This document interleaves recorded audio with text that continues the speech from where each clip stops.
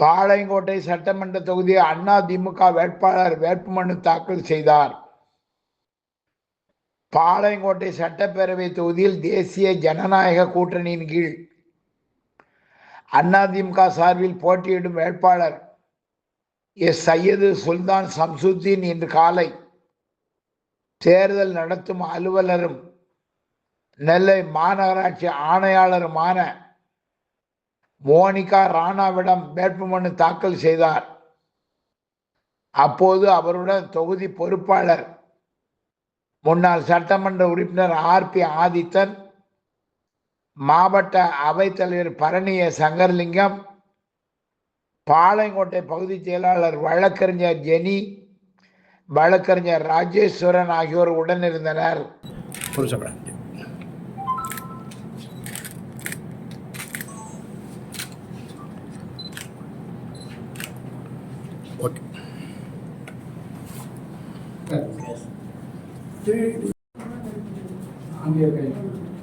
ஆண்டவன் மீது சூளுரைத்து உறுதி கூறுகிறேன்.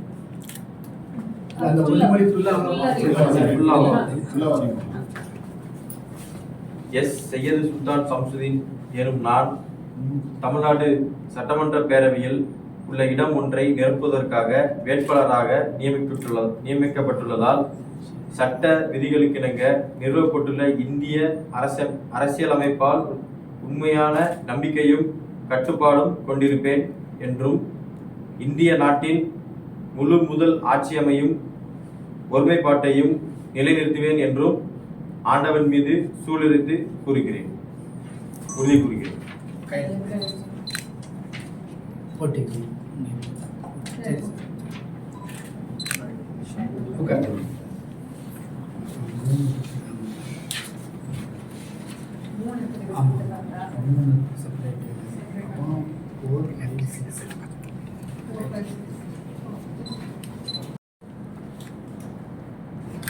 Serial number 04 है.